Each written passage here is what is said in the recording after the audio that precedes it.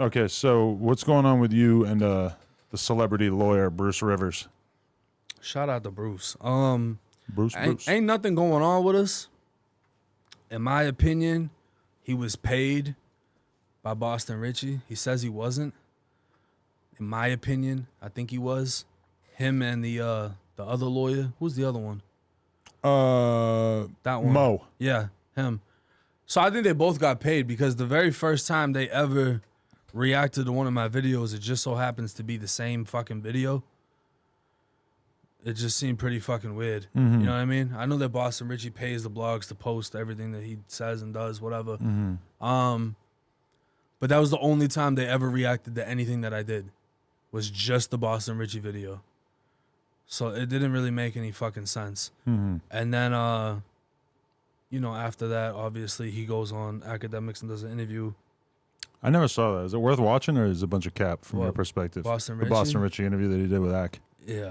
You think it's a bunch of cap? Yeah, I know it is because I'm directly involved in the situation. Right. That's why I was wondering why Academics never brought me on to hear my half, which made me think that you probably got paid to fucking hear one perspective and then not bring the other on. Because, that situation happened with QCP and he brought up Whack 100.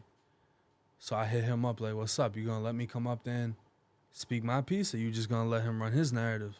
And he kind of gave me the runaround. With Academics gave you the runaround. Yeah. Interesting. So that's when I started to see like the industry favors. Bring me on, but don't bring him on. You know what I mean? Let me speak my side.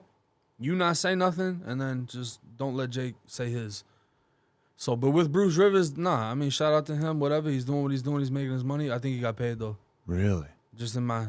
But you think that the stuff that he was saying about Boston Richie was stuff that he couldn't possibly really believe? Bro, you think he give a fuck about Boston Richie? What would make two random ass lawyers make videos defending a rapper without even getting the paperwork? See, that's the thing, is I got the paperwork.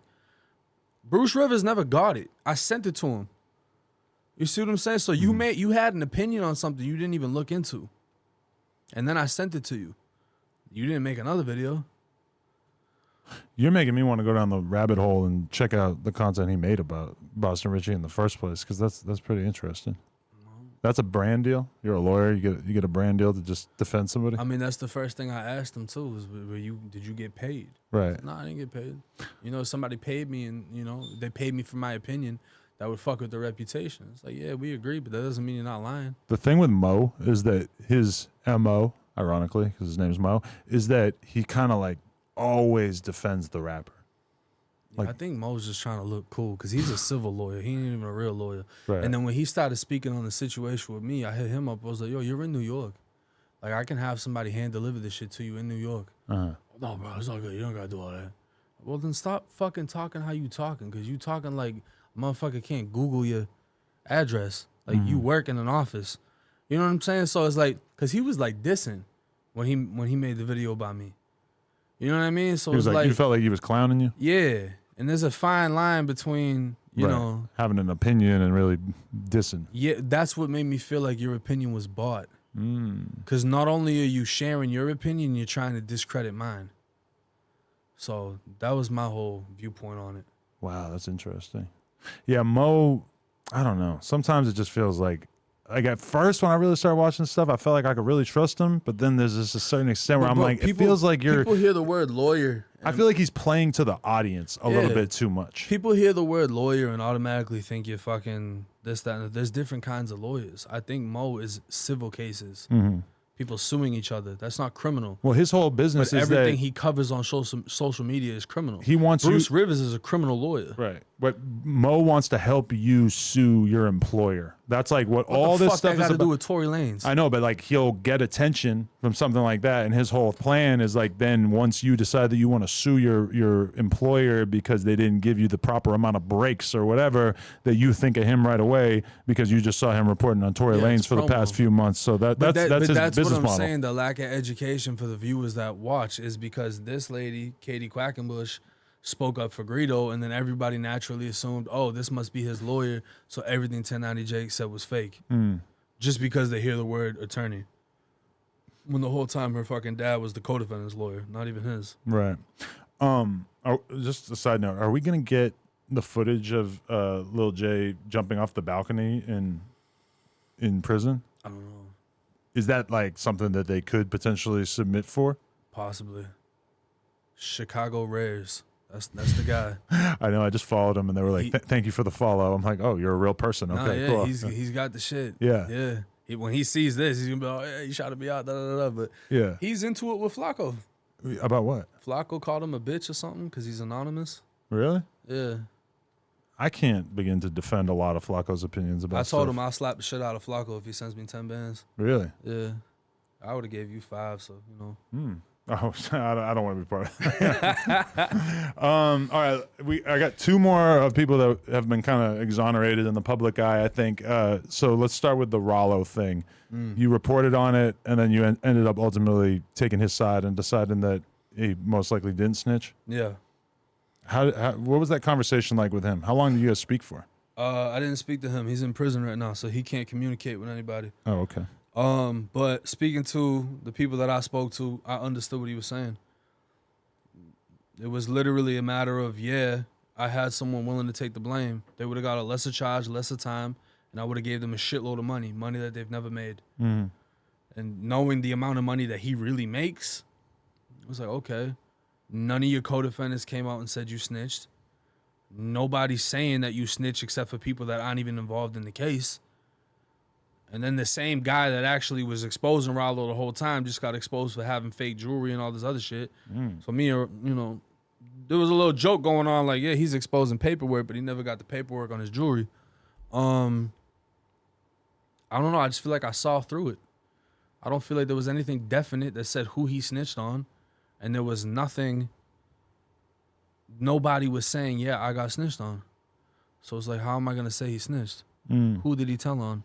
Who even got you to start investigating that in the first place? I think just the internet. It just started to go up, and I just looked into it. So interesting. Okay. What about the Bandman Kevo thing? Because you ended up kind of clearing him too. Kevo none of his paperwork was bad. Okay. This shit was fine. It was 2 people that did an interview with 16 shot him, and those 2 people actually snitched. They tried to put that jacket on Kevo. I cleared that, and then actually found their paperwork. And that put them in a whole fucking situation because one of them was in jail when the video came out that he was a rat, and then the other one had to switch states. So I guess that's karma. You shouldn't have tried to put that on Bandman Kevo. Wow. That's the danger of none of his shit. There was nothing in his paperwork that was fucking, you know what I mean? Right. And he's the first person to ever pull up on me and hand me their shit. Kevo did, yeah. Yeah. Pulled up in a Rolls Royce, no security, jewelry on, and handed me all this paperwork. That's wild. Gotta respect it. You gotta respect it. Shit. Anything else we should cover? Anything else we got going on? I'm not gonna lie, I'm fucking boiling right here. I think pretty fucking hot. I think we covered a good amount of shit. A good amount of shit. What's the near future hold for 1090 Jake? You got anything in place, or how motivated would you say you are to grind out this content versus just living the good life? It's a mix of both, bro, because I'm living the good life, but I imagine one better. I want to keep expanding, get richer, and just take shit as far as I can take it. Yeah, I'm in a weird position because sometimes I feel like I'm just working too much, that I have ideas for more content I want to make. Even just seeing all these rappers getting on Instagram Live and streaming together and just having these conversations and stuff, it's like I do want to do more of that. But at the same time, it's like, well, I'm already fucking working so many fucking hours out of it every week. I look at my calendar. It's like I don't really have that much time. It's kind of like it's tough to make choices about where you're going to put your energy, Yeah, sometimes things just seem to work out. Yeah. So as long as you putting energy into the right shit, you just let things work out how they work out. My advice to you is you should build out your team more so that you can focus on the stuff that only you can do, which is like, saying the videos or coming up with a concept and stuff. But maybe if you have somebody that helps you put together the scripts, or you have an editor, it could be like, instead of you spending 12 hours on a video, you spend 4 hours on the video, and then everybody else takes care of all the other shit, and then you're able to get the ball rolling on other videos. You could put out more stuff, or you could just have more time to have a normal life. Nah, yeah. If you got anybody you recommend behind the scenes, let me know. That's the hard part, yeah. Because I don't fucking know people like that. I don't really fuck with people like that. No, because you got to try like 10 bad employees before we find a good one. Yeah, that's the thing, is it's tough. And then once I'm playing with money, like I don't like playing with my money. Yeah. You know what I mean? So if I'm doing business with somebody, it's like, you gotta know they're official.